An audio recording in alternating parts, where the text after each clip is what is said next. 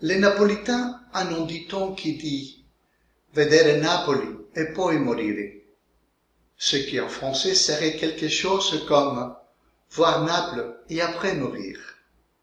Ils ont raison, les Napolitains. C'est que Naples, c'est une de ces villes européennes que depuis des siècles, il se sont développés des importants événements historiques.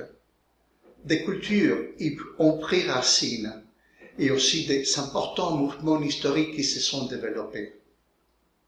Dit en 4 mots, Naples est une grande ville.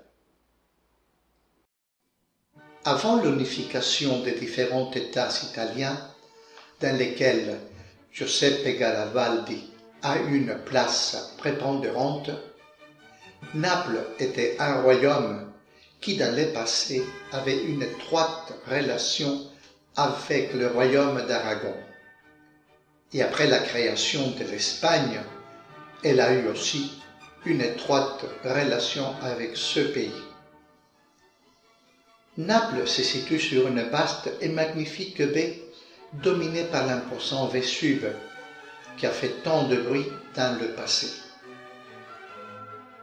Sur la baie de Naples et dans ses environs, il y a des lieux aux noms aussi évocateurs que Sorrente, Pompéi, Herculaneum, Positano, Capri et Anacapri, avec sa célèbre grotte bleue.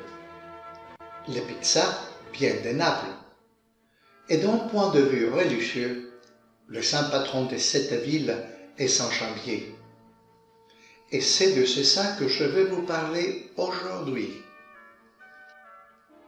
Nous devons nous remonter aux premières années de notre ère, lorsque la religion chrétienne luttait pour se frayer un chemin à travers le monde connu et fut terriblement réprimée par les empereurs romains. Janvier était né dans une famille patricienne. C'est ainsi que les nobles romains étaient appelés. À l'âge de 15 ans, il fut nommé prêtre, atteignant le grade d'évêque peu après ses 20 ans. C'était le temps de l'empereur Dioclétien, qui luttait cruellement contre la nouvelle religion émergente. En l'an 305, Saint Janvier, étant évêque de Vénévent, a été capturé par des soldats romains. Vénévent est une autre ville italienne, à environ 80 km de Naples. Les soldats lui ont proposé de renier ses croyances, ce que Janvier a refusé. Agacé, ils l'ont amené dans une fournaise pour y mourir carbonisé. Grande fut la surprise des soldats quand ils voient que Janvier sorte du four sans avoir subi la moindre brûlure. Même ses vêtements restaient intacts. Accusé de magie, ils l'ont amené avec des autres chrétiens à l'amphithéâtre de Poussuel pour être dévoré par des bêtes féroces. Nous savons que celui-là, c'était un des martyrs préférés des Romains contre les chrétiens.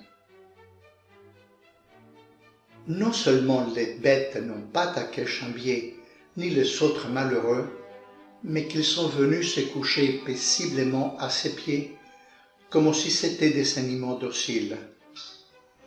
Devant ce deuxième miracle, les soldats romains l'ont amené au mont d'Argine, et là, avec des autres chrétiens, ils lui ont coupé la tête.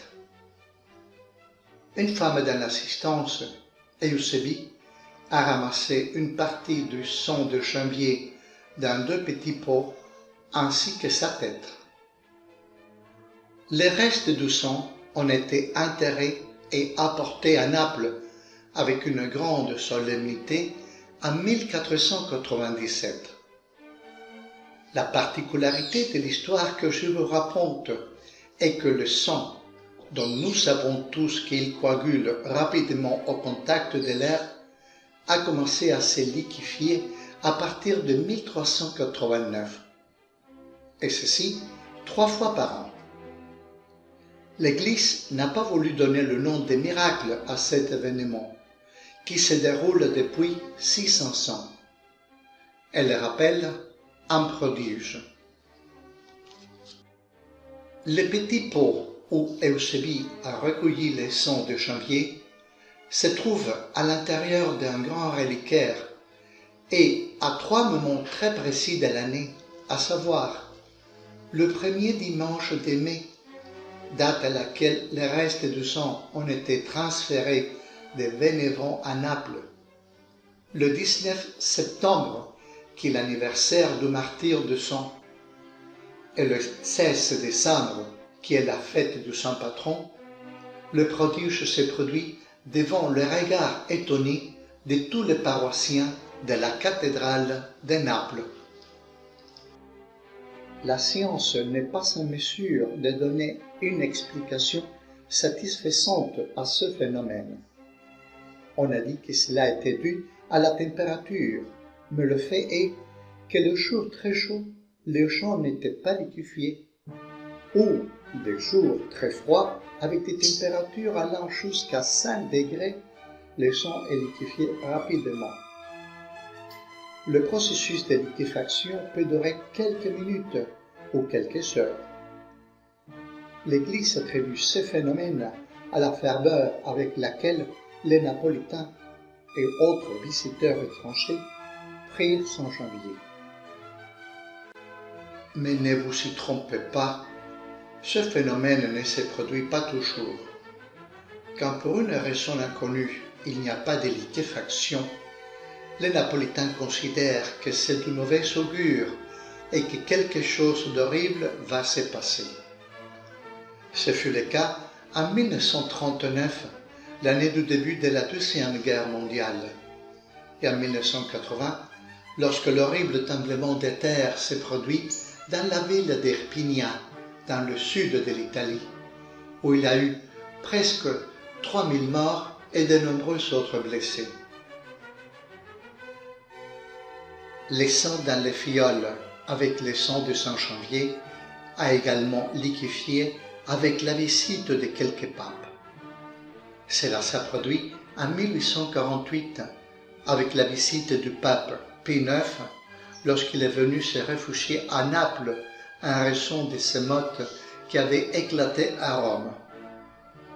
La même chose s'est produite en 2015 avec la visite du pape François. Ce phénomène du sang liquéfié n'est pas exclusif de Saint Janvier à Naples. On le voit aussi dans le cas du saint libanais Charbel Makhlouf avec son corps imputrescible.